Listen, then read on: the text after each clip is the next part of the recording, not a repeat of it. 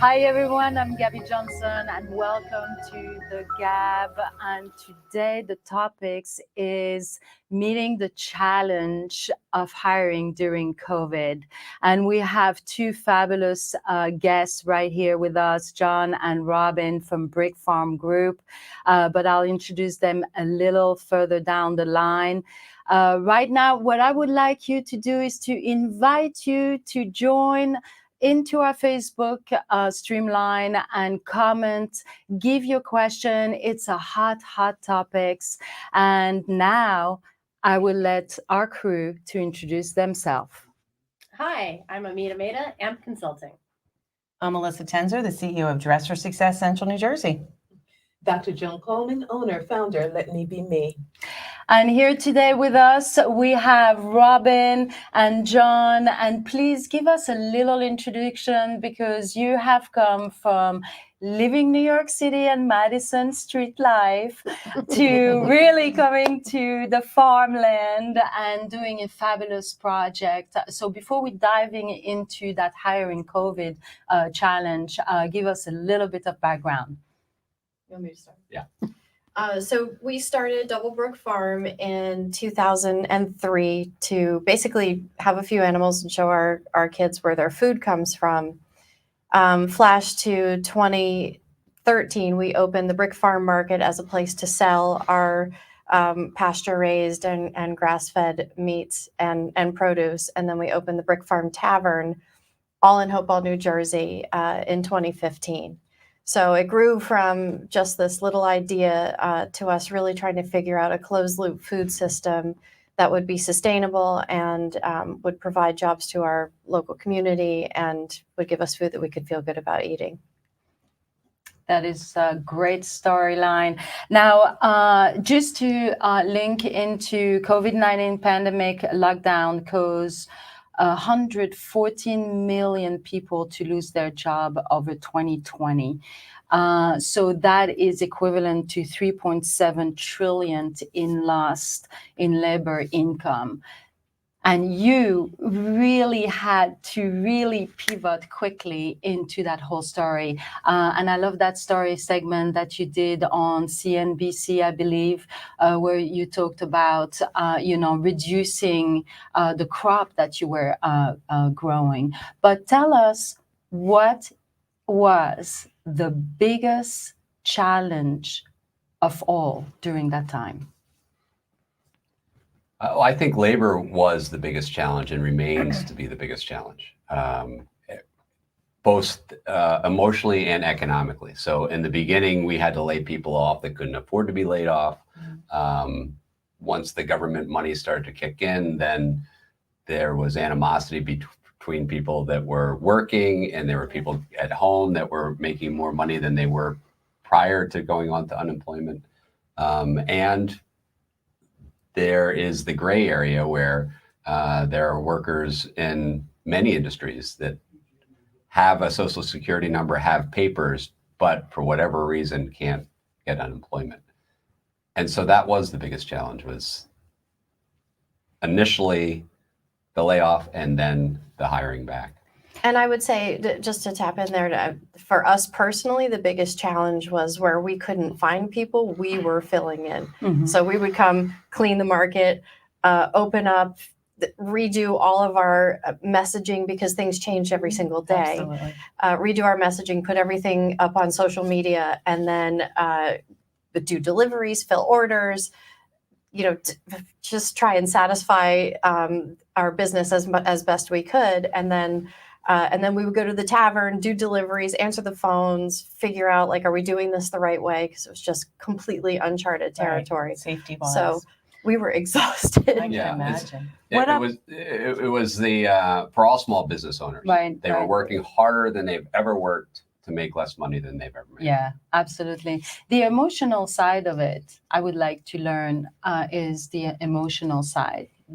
When you work with some people for such a long time, or perhaps short and long time, and that you really need to let them go, how did you deal with the emotion?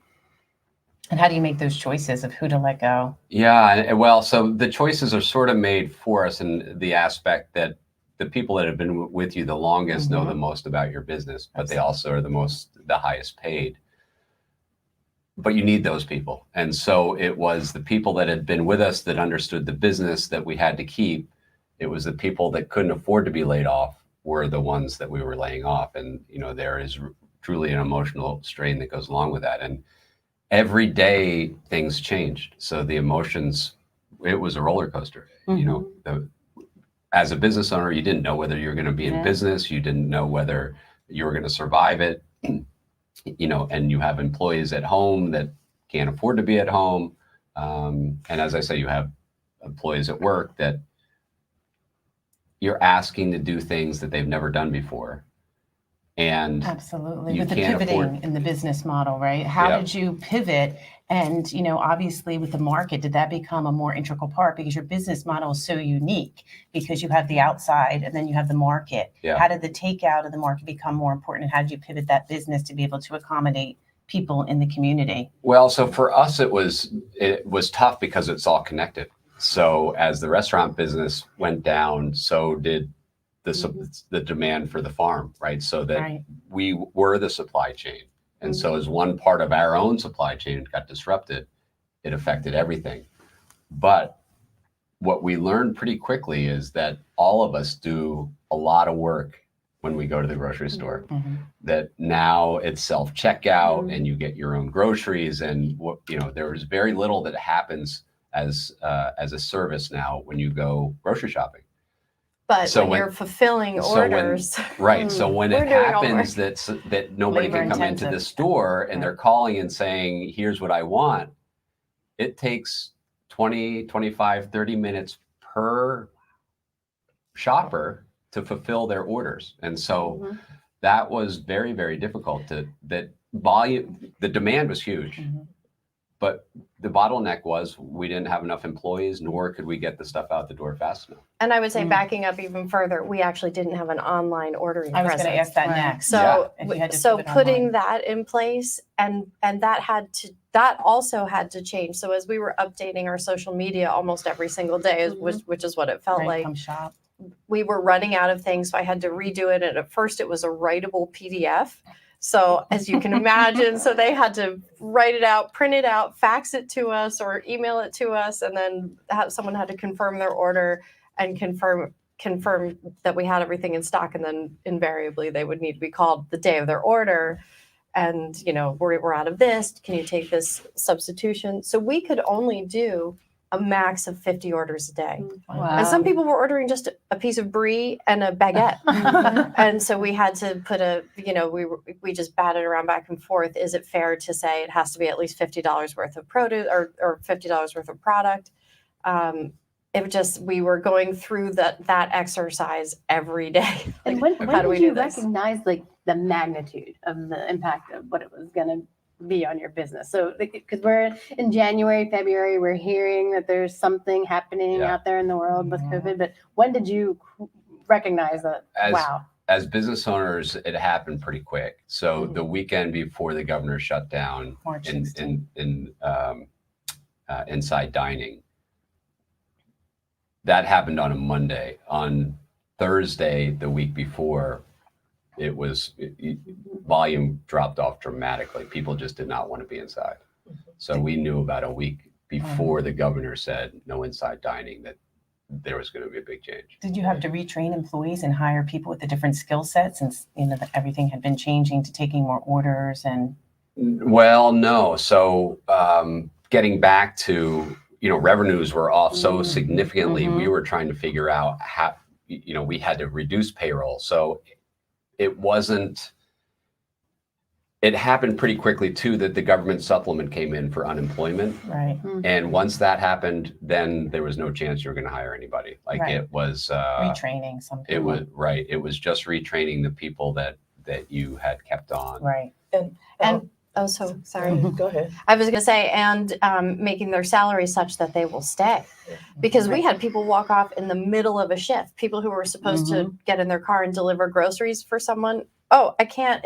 If it reaches 12 o'clock, I will have fulfilled this day, and then I'm not eligible for the benefits. And they would Yes. just leave. Wow. And then That's Yeah. what I wanted That's to tough. backtrack on. You said some people with social security cards and paperwork, they can't even get unemployment. So who is getting this money?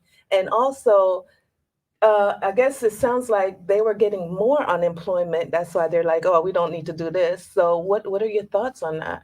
Well, so the unemployment part, yeah, like as you go lower on the pay scale, they were getting bigger increases. So our lower hourly paid people got as much as a double what they were getting paid, and so that becomes a big challenge for the people that are still there. Like our revenues are still off 30-40%. But they're saying, well, we need to get paid more because there's people sitting at home getting paid more than I am to be here. The gray workers is sort of a different topic. Like that probably doesn't get talked about much because it's not clear, how to deal with it or whether it's an immigration problem and it probably goes across all. And so it didn't affect us too much. But we had a program where we were giving food for our employees that were laid off. And so we were Very giving generous. we were That's giving great. food baskets every week for the stuff that we had excess of or whatever. But once they started to get unemployment, they no longer were in need to the extent that these gray workers were. And so the community that we worked with a nonprofit called Rolling Harvest that was focused on these people. And it went from a couple hundred a week to thousands.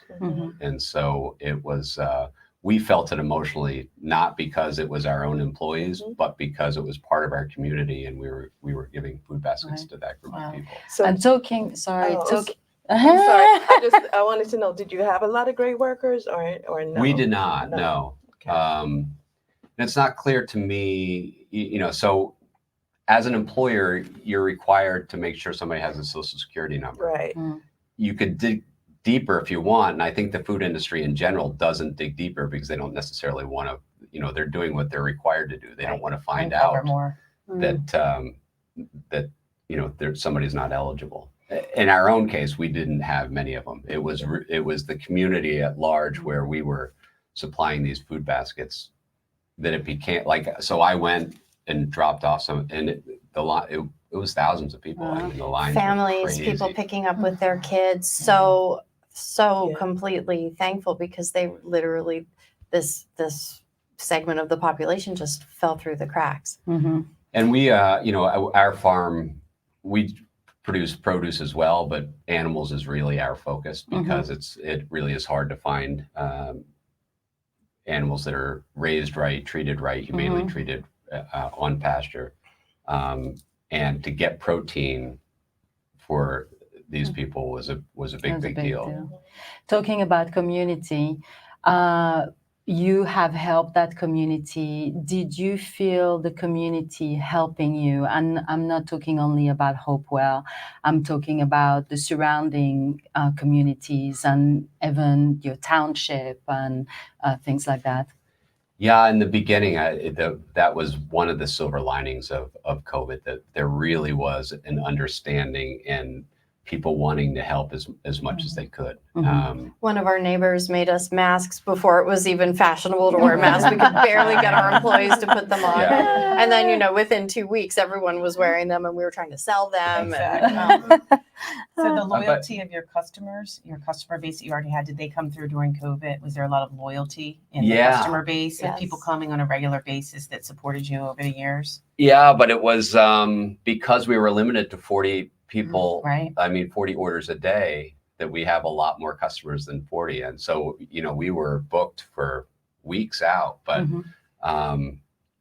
because of the limitations of what we could do, they were limited in what they could do as well. So one of the ways that it played out is, and this is where the whole thing gets weird in the beginning, that our loyal customers would give big tips. Yes, I noticed that. And those Even tips, with myself. Yes, yeah. Yes. And so with the instruction of, can you please help the people that are sitting at home? And so Right. for the first 6 weeks before the government money came, that made sense, but it became a little tricky as an employer. How do you do that? Wow. Do you give $5 to all the everybody at Everybody home, else, which is right. doesn't make a difference? And what about the people who are there working? Right. Mhm. Actually, They and could at be that making point, less you at didn't that know how point. much risk they were taking on by actually coming in to work. And we're a face-to-face business. So, still people would come in the door and be like, I just want to get that thing over there. Yeah. Be like, could you put your mask on? Yeah. So even that was tricky, where the people that wanted to help, it wasn't clear how they could. I mean, Mhm. if somebody gave $100, it wasn't so easy to go, oh, here's $100 for such and such. Mhm. And is it the people that are at work, or is it the people that are at home? And Mhm. and Well, then- most definitely, I will think that you first cater to the people working with you, and because obviously in that case, the people that were at home had those supplemental The- income. So, and the people that were working, Yeah. they were working maybe even two shift or Yeah. whatever. Yeah. So I suppose you were more inclined to first take care of home base as.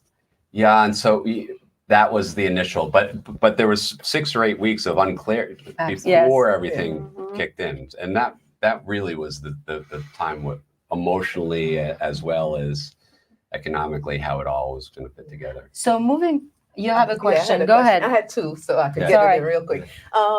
Did you guys get the PPE loan, and what do you think about people who got it and misused it? And my second question is, the numbers are spiking again. Are you ready in case this happens again? Like, what are your plans in case they say shut everything down again? What procedures or steps are you taking in case that happens again? So I'll take the second Yeah. question Yeah. first. There's no turning back. I think we all know what we are supposed to do. The numbers are spiking, but I personally don't think they're going to get, and they will get anywhere near what they were before. And our fear level is so much lower because we have access to a vaccine, and it's more. I think people who are taking risk by not getting vaccinated they understand what they're getting Mhm. into, and they will come shop. And we in New Jersey are able to say you must wear a mask in our store, or else you can't shop here. So we can put safeguards in place. And we also, there's so many new things on the market. We have a air purifier for the market that atomizes hydrogen and kills bugs and kills COVID. So we have that running all of the time. I feel very confident and very safe shopping in my store, or being in my store all day. Absolutely. So I don't think there's any going back. So Nice. to answer the other Okay. question. Well, and we know a lot more about it now. In the Yeah. beginning, that also was a real challenge. should You know we what wear a you- mask? Should we not wear a mask? It initially was you had to have an N95 and you had to be 6 feet apart, and then that changed to just a regular mask and 3 feet apart, and so that was a big challenge. So the PPP, we did get the PPP, and In the second round, you can imagine the time Yeah. between the first round and the Yeah. second round. We're like, The banks were So, overwhelmed so by if all you, of I don't that. know if you remember, but the amount of money that they put aside for the PPP ran out within a few days. Yes. And it was so hard to get it. Yeah. It was And like it- so hard to get it. Right, You, and, you need you to know, be on the it wa- computer yeah, every they 5 were told- seconds. Oh, absolutely. Yeah, so the banks were the ones that were administering it, and it's supposed to be a couple pages long, and it should only take you a little bit of time. Ours was 1,000 It pages. was cumbersome. Wow. we did it for 4 businesses. So Yes. it was, they asked for 250 pages per, and they just kept asking for information. Then they're like, oh, it ran out. Oh, God. And Oh. we, As you're in Yeah. process, I yeah. As you're in the process. Exactly. And it So how was did like, how did you recover from Well, that? The second and round. I would say that was the biggest issue with the government programs is there was no clarity, right? And so they kept saying, "Oh, we'll give you money, so keep everybody employed." Right. As you know, it was hundreds of thousands of dollars that we were. So the PPP helped us. Without getting the PPP, we would have been in real Right. trouble, and that got us to the point where it was about a break even for the first couple Right. months, but then it, all it covered was the first couple months. Exactly. 'Cause Right. You couldn't lay anybody off during that time period. So that was the tough Either. part. Yeah. Right. So you had to get Right. forgiveness, but if you started laying people off because the business model went down past that loan amount, and that's where you have to weigh out those options, whether you're going to do the second phase of it Right. and where you're going to be. Where it's coming, Yeah, or where it's not coming coming. from. So what have you learned and how is your business doing now compared to during COVID? And what do you see for the future? What things have you implemented during the pandemic that you're using now that you think is going to be successful in your overall business strategies? so getting back online and having people come into the store. I mean, personally, from a personal standpoint, I learned that I just love having people in the store, and and that we need to be around each other. We need to be around other people we don't agree with. We need to be around people we do agree with. Just we need that connection. Other people's input. Absolutely. But the thing that I found was that we have people who are incredibly resilient, the people who worked for us, and they're worth their weight in gold. And also that the customer isn't always right. I mean, we really, when we were allowed to bring people back into the store, I mean, there was just so much targeting, people just coming in and wanting to make a stink about the mask. And it's like, Yeah. just, Mhm.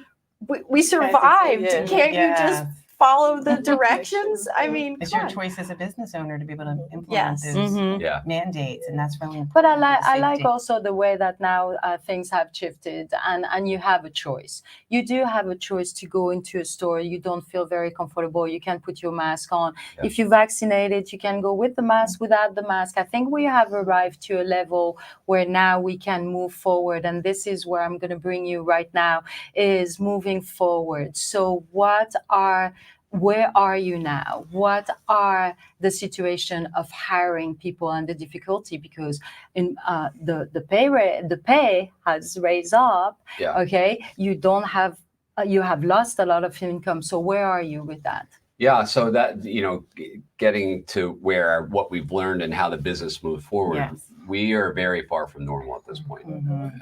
as a country. And it is very difficult to hire employees. And there's probably, I could probably, guess why that exists. I mean, there are some obvious reasons why that exists. Some of which is a shift from people wanted to do something different. They were tired of what they were doing, and the pandemic sort of opened their eyes to, I don't want to be in an office anymore. And the government It was a lot subsidies a and lot of switch into career. Like Yeah. it was a humongous amount of people switching career, learn new Yes. things, Reinventing moving, themselves. reinventing Absolutely. themselves. It was like amazing. Yep. But then and that is true with the food industry Right. too. I think a lot of people said, you know what, I don't want to be in the food industry anymore. Mhm. And so there's this shift going on. But the problem is that we've had wage inflation, that Mhm. we're paying people more, and Mhm. that we can't change, right? You can't. yeah. We've raised somebody's salary or hourly pay, we can't go back to what it was. Mhm. And you now have people applying for a job saying, you know, I used to make $35 an hour, so I have to make at least $35 an hour. Mhm. But you don't know anything about our business, and so that has been very difficult. Not to mention there just hasn't been a lot of people applying yet. Wow. Although I will say, like when we were looking for farmhands, Mhm. and I had posted on Indeed, and I had put the feelers out there. Nothing for 4 weeks, and then as soon as the rent protection ended, I think we got 8 people right away that were qualified for us to conduct an interview. So there is some power in drawing back those protections. Mhm. It's needed. There's job upon job upon job. Have you had to shift the hours? Because I noticed the other week when I was trying to go to a restaurant on a Monday, most restaurants now in this area are closed on Mondays and Tuesdays. And then Tuesday for dinner, they open up. Have you been open 5 days a week or 7 days a week? Or did you have to shift that as well because of the lack of employees that can work? Where do you stand with that in staffing? We've been okay. So we Okay, haven't great. shifted our, the market actually, we shifted it, we open an hour later. But otherwise, we're open the same days that we That's were. great. Congratulations. But we are lucky. Yeah, because that's rare. you're- I've what noticed in you're this seeing area. Yes, is- it's a trend. Yes, people Eat are in. open. Bring your lunch on Mondays, everyone. They still close on Monday. Yeah. Right. If you want to go to the Brick Tavern, not on Monday. Yeah. But we've never been open never on been Monday. But you never been At the open. tavern. Bring your lunch on Mondays, right? And I guess how's that been with sort of building relationships with other entrepreneurs or restaurateurs? Like, have you felt like you've gotten closer with others in terms of being able to lean on each other in terms of advice? Or... I think in terms of sharing information, Mhm. yes, but and you're more involved in that than I am, but definitely each company has been kind of in its little silo of survival mode, Mhm. and everyone's issues are generally the same, but there's like the personal pain that's always individualized, especially when it comes to employees. Yeah, and we've always had a good relationship with other restaurateurs. But there should be a help group that people get together, support a consortium, support group to get right. together and talk about the labor issue, because it's everybody has the same problem. Right, and you have other farms that supply Mhm. to you as well, so you have that good relationship, correct? Yes, Yeah. yeah. And so in the beginning, when the supply chain started to break down, yeah. that was when there really was a common bond of how can we help each other together, Yeah. where it wasn't about who's getting what customer. It was how can we navigate the supply chain together.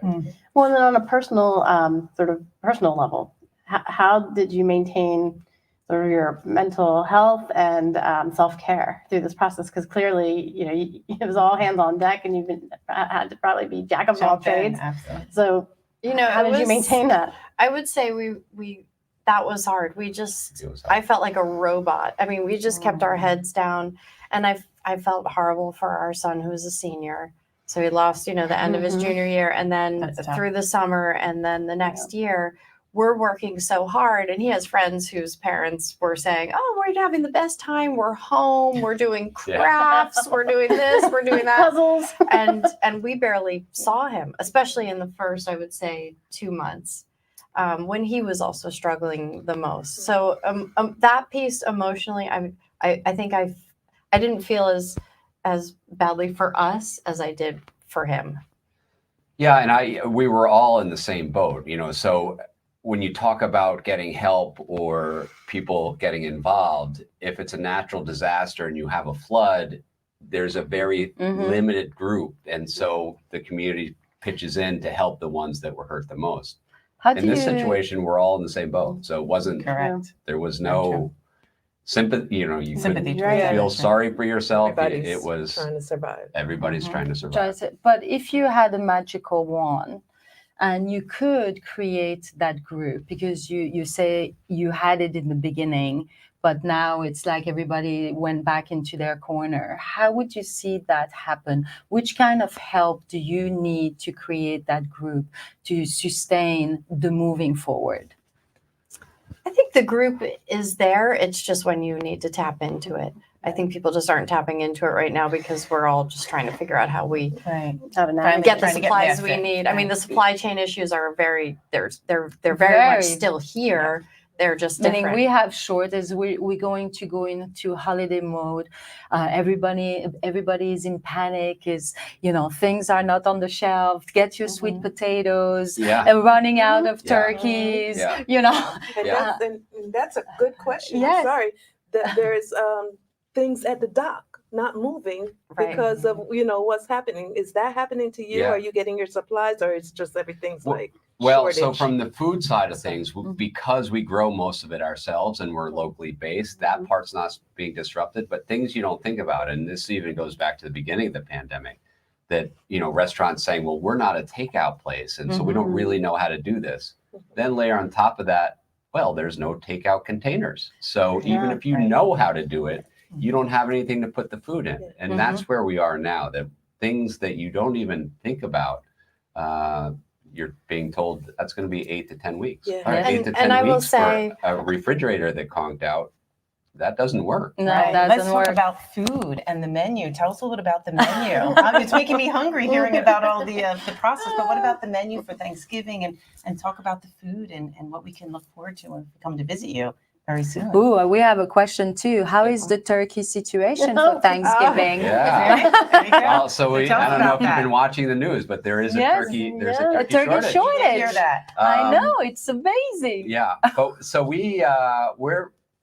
we're in good shape. I mean, from the standpoint of having our own farm, we can't overproduce, but we are not in the situation that we're underproducing either. So we still have turkeys available if people reserve now. And we're seeing our demand be about double what it was, but Yes. we Wow, that's anticipated that. And we have And they all more turkeys grass-fed? this year than we had last year. Know where to get our turkeys. Yes. Right, but we do, like any other small farm, we have a finite amount, and we have a finite amount with the staff that we have that we can process, because Correct. we sell our turkeys fresh for Thanksgiving, so they're processed the weekend before.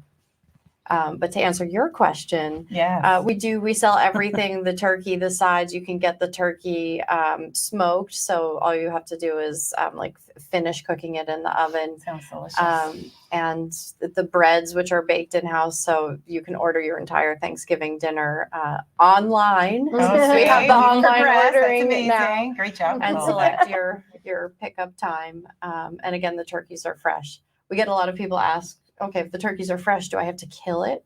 No, that's done. There's also the feathers are off it, but you do have to take that Thank God. bag with Thank you. with the heart and everything out of the cavity. No vegetarian turkey though. We don't have a vegetarian turkey out. The tofurkey. Turkey. But I'm sure you have vegetarian sides. We do, yes. We do. We have some vegetarians around. yeah.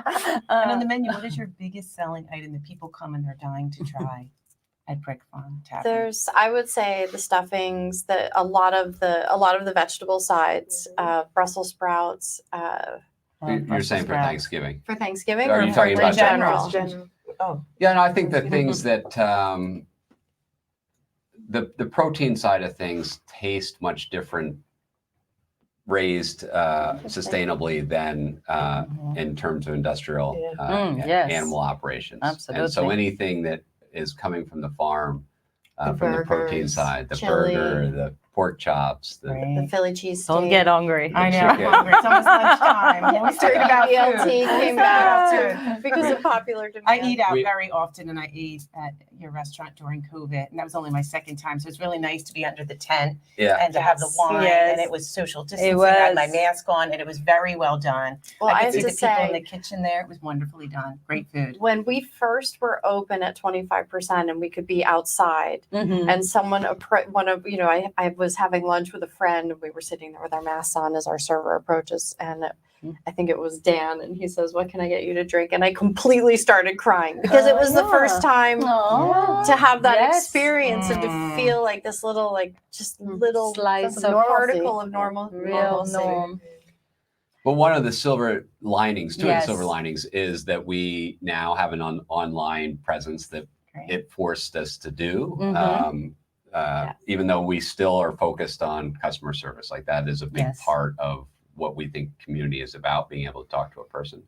But the second part was because we were allowed to have outside dining, the tavern always was a little fancy. And so there weren't a lot of kids and there certainly weren't any dogs. And it became a lot more casual. And so there were kids and dogs. Central And more Park benches, right? Was there more benches out there? it was if I remember, wooden in the white benches. Yeah, tent? no, it Very was great. really fun on a Saturday or Sunday It afternoon. was. There were dogs and kids, and it was really. So you will It was continue to fun. do that as well, do Yes. the Yeah. outside, and that's a big Great. part of your business model now. So hopefully the capacity increased a little bit as things get back to normal. It Yeah. did, but our kitchen is the same size, Right, so that's exactly. That's another hard. issue. I mean, that's something actually people really don't think Mhm, about. They go mhm. into a restaurant, they've had a hard time getting a reservation, and they see that there are empty tables, and a lot of our customers have said, "What is this?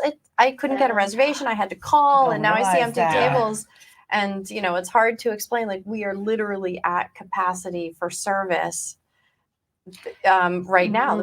We could not seat another table, or the quality of service would go That's an down. interesting And point. talking about service, so and going back to the point of hiring staff, what is the capacity? And if you have the viewers listening and you are looking for staffing, what should they be doing? So what is the percentage that you are missing into getting staff in? What are the tips that you will give to the viewers to get hired, or what they should be doing next? Well, so the percentage, I would say that we're probably 30% light in terms of the workforce. Some of 25? it we've adjusted, so Mhm. people are doing more. They're Mhm. getting paid more, and so That's we're great. asking them to do more. And so in terms of what they should do to look for a job is just apply. Literally just, I mean, every food industry person is looking It's for people. hiring. And it's, yeah. I go to restaurants, you- a lot of people seem stressed out because they're overworked. It's and the so there's a lot overwhelm. of jobs So available out Yeah. there. Do for you sure. see this changing? Do you see people will be making that step to come back to be into the food industry or not? Eventually. Eventually. Yeah, And what will it take? The money running out. People saved money. A lot of people saved money, and not everyone, obviously. I mean, everyone had their issues, but there's always going to be that need for a cash style job where you're making tips because you want to pursue something else. That's never going to go away. So getting servers, getting people in the restaurant industry, people always have to eat. So there's always going to be opportunity, and there will always be staff coming up. Yeah, and I think that people have to get back to be realistic about what a job is. And so, it was nice sitting at home for a year and thinking of all the things that you didn't like about your job, and then coming back and saying, I'm just going to focus on what I like. And, the reality is any job has some things that you Ups don't and like about downs. it. Yeah, and, for sure. That is the truth. and yeah, even here on the Gab, there's probably. No, the Gab is we all love the Gab. And No, we're waiting for our makeup artist to come in because we hate to do our makeup. In case of any makeup artist wants. I know what you do. So I think that people just have to get back to being realistic about what all of our jobs are about. And, Right. that an employer hires somebody because they need a job done, not because the employee needs a job. And finding that common ground where things are getting done and you're happy with what you're doing. What is the impact, do you think, of this situation for the upcoming generation? That's a loaded question. Finally. Their work ethic. Maybe their work ethic is even more because they're doing so many different jobs. I know my daughter's a busser at a restaurant. Yeah. And she's been working so hard, and she's just so dedicated to what she's doing. She's learned so many different skills from doing that, moving the tables and doing the hostess and kind of doing everything. And Yeah. she's such a ethical, strong worker now, where if she went and there was 10 busters, they'd be like, you're the one that's got to go over there and do it. So people seem to have more of a drive, the Well, people that are working. especially people who didn't qualify for the Right. benefits. Yeah. So they're coming in and they're learning a They're ton. hungry. And they're getting thrown into it and probably promoted very quickly. Yes. and on the flip side, we've all been to a restaurant where someone is new in the Mhm. recently, Yes. and so that's why we all have And to you be a can little get bit your cafe latte. resilient as Nicer. customers. Yeah. But Yeah. but no, I would say people who are hungry in the next generation and are just starting Mhm. in industry Mhm. are, I think they have a ton of opportunity. Yeah, the And work opportunity ethic. I is, feel, is right now is very, very Mhm. large I agree. from people. And the people that were seniors in college missed out on that experience of graduation and everything else. But the advantage that they got is they never got unemployment. And so there were all these job opportunities for them, Mhm. where, as Robin mentioned, that they really got a head start. That the graduates that started working during COVID are probably 2 or 3 or 4 years ahead of Mhm. what a normal college graduate would be at this Right, point. and it was hard, Mhm. and they needed to They be needed to do a little bit of everything. resilient and be self-starters because many were starting jobs from home, if they weren't in the face-to-face service industry. Yeah, and it really, and it's a little bit of everything too. Like, it's not just Yeah, building transferable skills, Yeah, right? And I guess, did either of you ever think about or wanting to rethink maybe what you wanted to do in terms of like, wow, can we really do this? Oh, Or I had Yeah. a heating or were clock. there times where you're just like, well, is this sustainable? And clearly you're entrepreneurs, you have different sort of business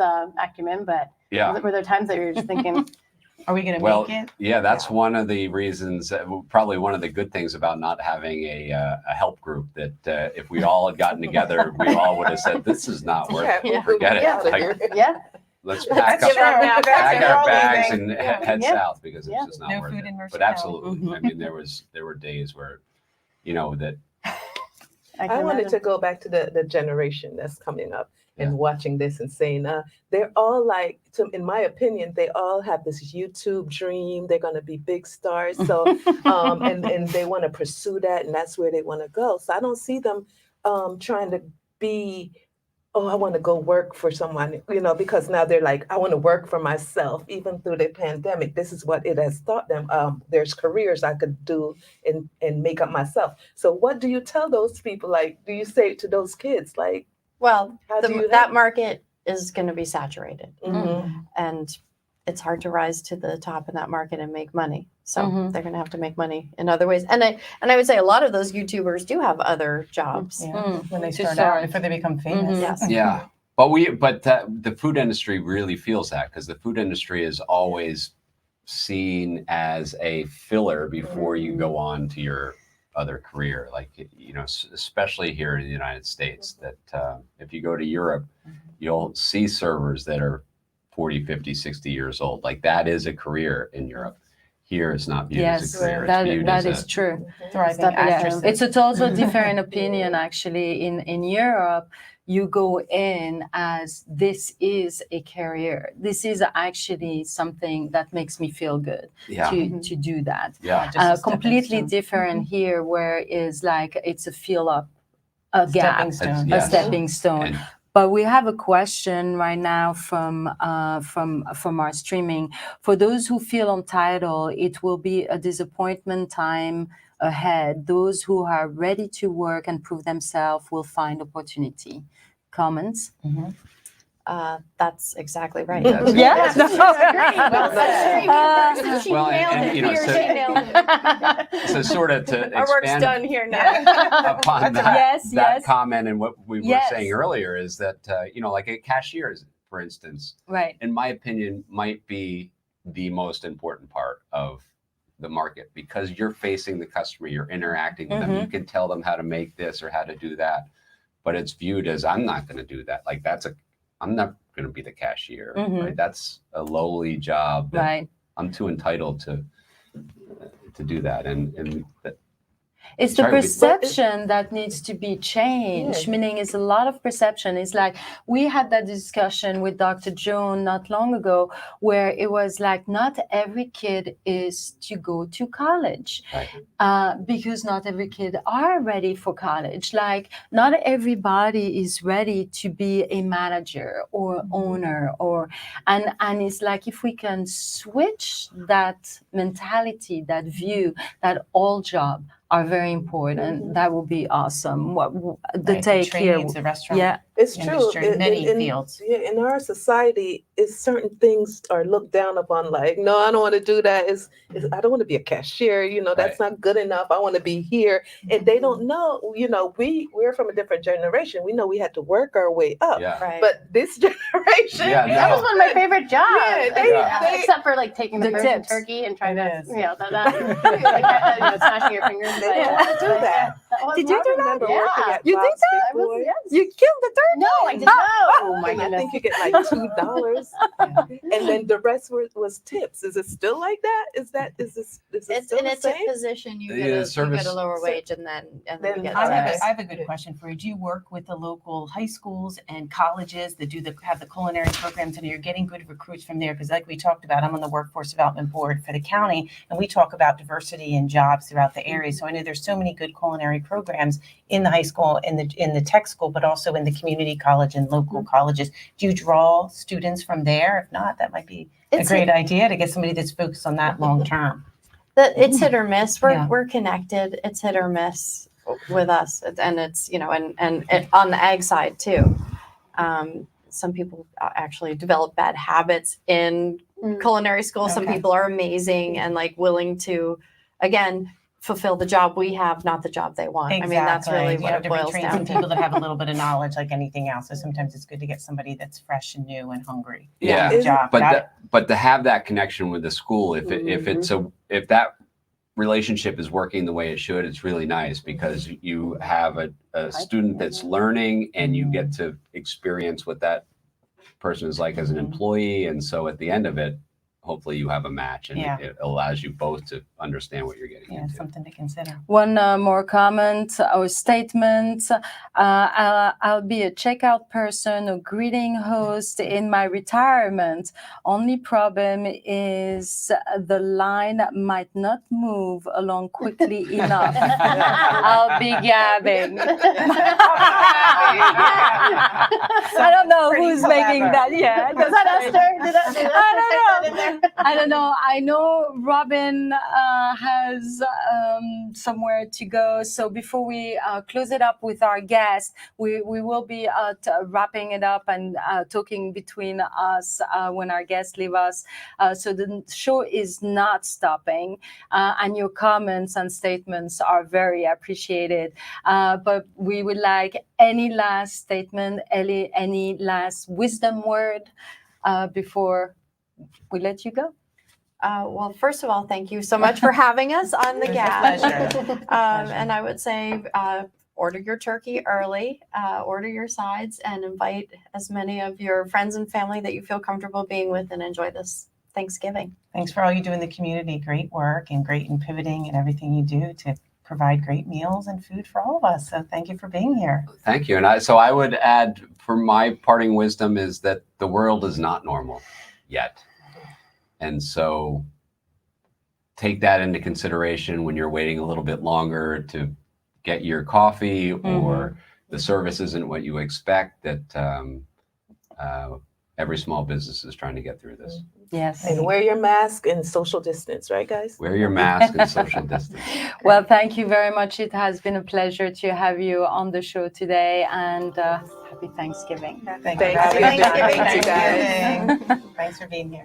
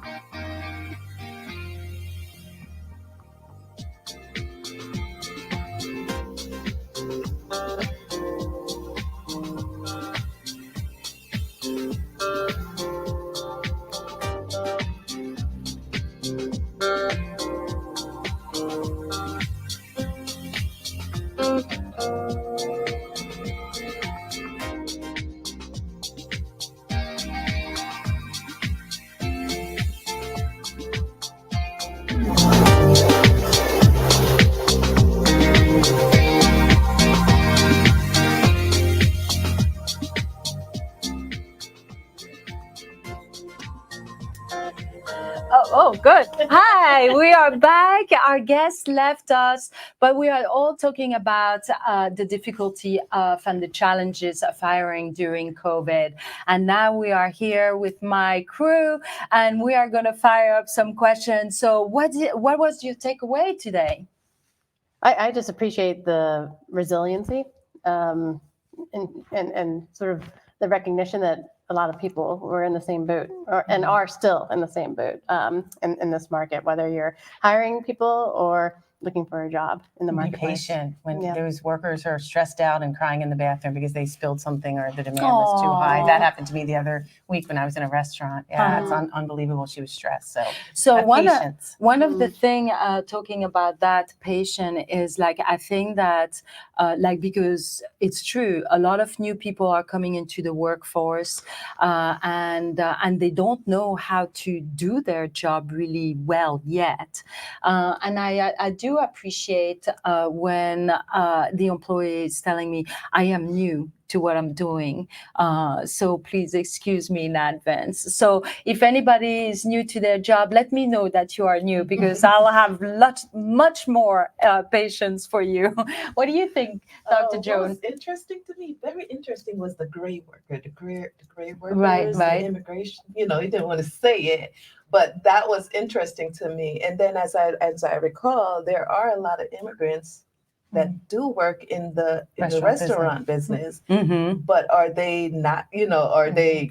You know, it's just a lot of questions with that. And so that was interesting to me. I think the pivoting of the business and that the owners are doing all of the work. For instance, at Dress for Success, we were closed for just 90 days. And when we came back, it was myself and the couple brave volunteers that wanted to be a part of it. But all of the people were a volunteer-based organization, hundreds of volunteers. They weren't coming back for months and months and months. So I was getting the cleaners and speaking to every supplier and working with the women more closely than I ever did before. And it brought me back to when I first got into the nonprofit world and making a difference. So it was good for me to be on ground up and being able to do that kind of work. And it was a change and a shift as people started to come back and feel more comfortable with the vaccinations. Isn't that a good thing too, to just get your hands on to It see is. what the other workers are going It's through? like when someone goes on vacation and you can see everybody's now job. you're nice Yeah. with them. No, I'm nice kidding. with them. I have an appreciation for how much More work goes into sympathy, right? it. That's right. I did your job while you weren't I here. seem nice, but I can be a little tough. believe it or not, you know. And also with the gray workers,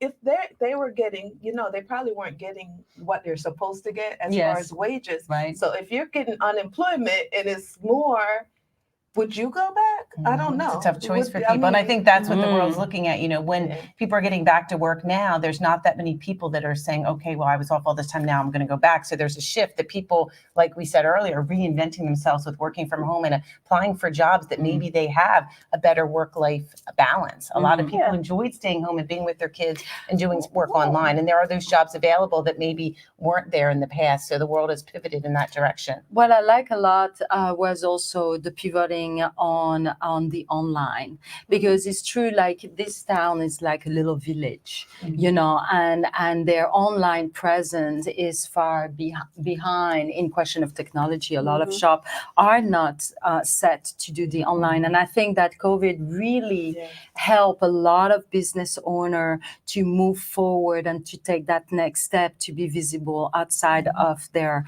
main street.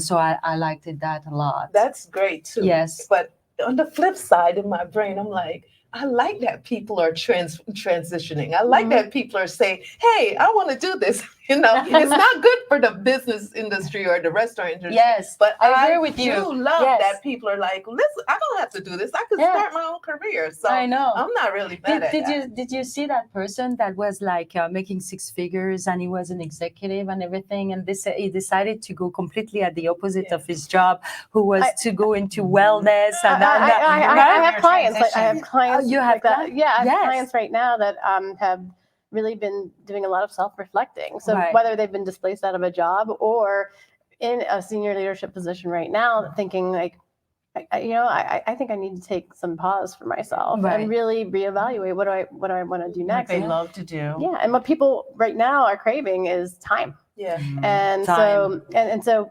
I was literally speaking to a client this morning, and he's like, "Yeah, I've been a senior executive, but I'm willing to take a step back and I'm happy to take on a role that doesn't have like the big title, and so I'd like to do something that's more fulfilling. Absolutely. And looking at the transferable skills maybe earlier in their career and saying, you know, I loved when I did this in a younger year, let me kind of implement that into a new career. So I think you're seeing a lot of those transitions. And you asked This is the earlier time. about mental health. That's good for a lot of people's mental health, you know, because they struggle and they're not getting enough, they're not making enough. If I'm already not making enough, let me go over here, start my own stuff, and you know, start from scratch. So I think it's great, you know. And imagine being in a career or a role for 15, 20 years. And so I have people now saying, I mean, I haven't interviewed in years. Like I've built my street credibility within the walls of an organization. So I've never had to interview.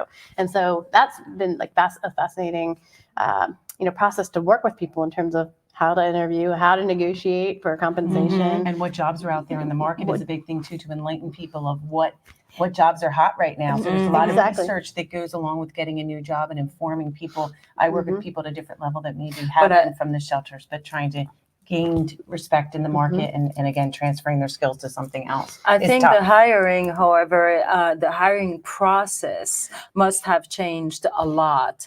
And we didn't touch it much with Robin and John, but because they are very specific industry, but for the people that are out there and trying to look for a job or maybe still, you know, trying to build up their business in their garage, you know. Right. But yeah, those are the questions, meaning how do you go through? How do you get hired today? You know, but how? It's a lot of it's through networking. I always coach my clients. It has to be a balance between just applying for roles, whether it's on LinkedIn or Indeed or job boards.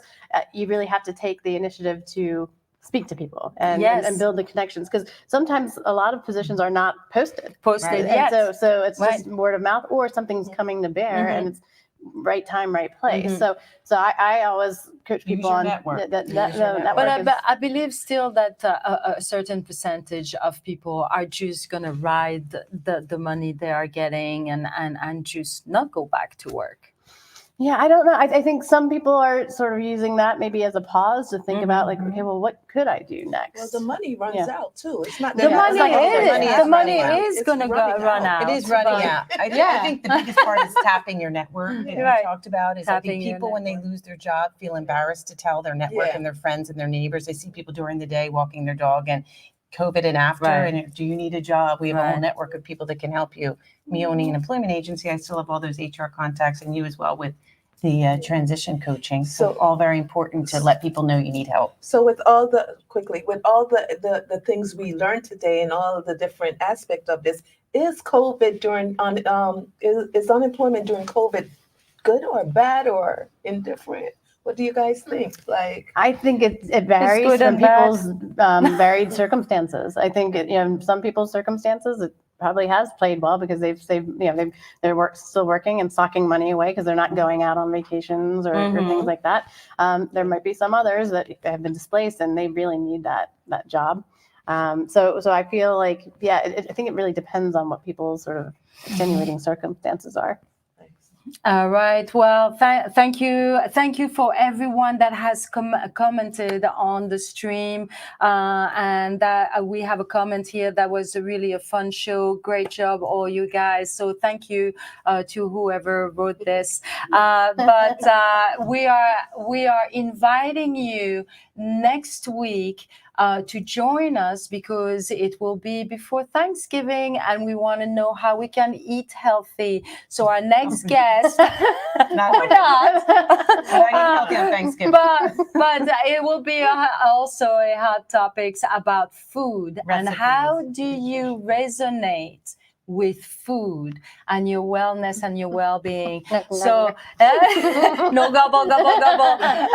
Gab, gab, gab. Though. But gab, gab, gab. So join us next week, next Thursday at noon. And before we let you go, remember, Princeton TV, we're our community TV. Your support, your help is appreciated. You can go to our website. You can help. You can come here, donate your time, or even make a gift donation. Now we're going to talk about what's going on into our area and quickly roll out the events in our area. We have Cocktails for a Cause on November 17th. It's at Yazda Polana. We have Jackie Goldschneider, who's the guest speaker. We have Wawa and Investors as the two honorees, so please join us. We also have the Arts Council of Princeton, which is Sauce and Goose. It's an outdoor market. It's in the Princeton Shopping Center. It's all day on November 13th from 10 to 4, and you can shop at the Princeton Shopping Center. Great food. There's over 35 vendors. You can get jewelry. You can get crafts. It's going to be a wonderful day for everyone in Princeton.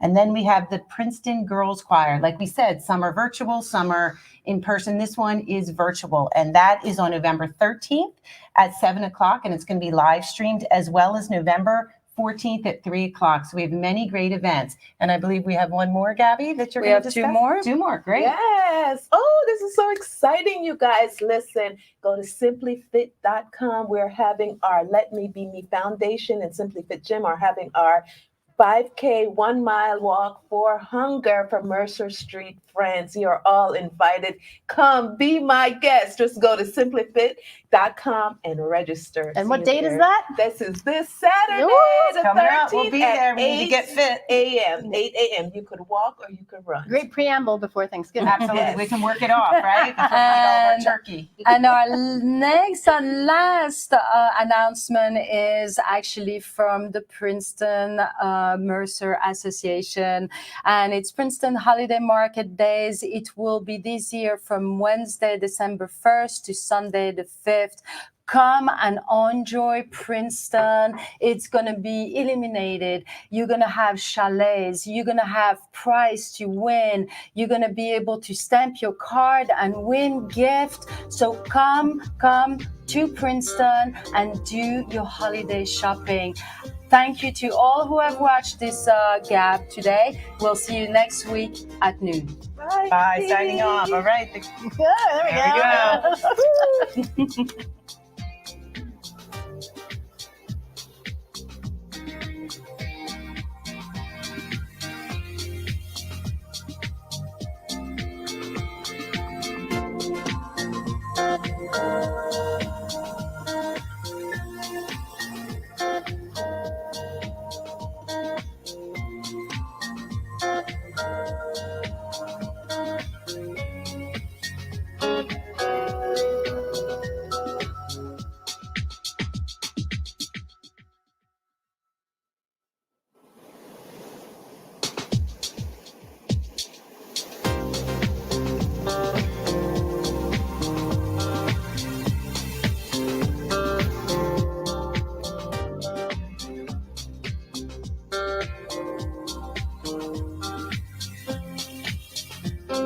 go.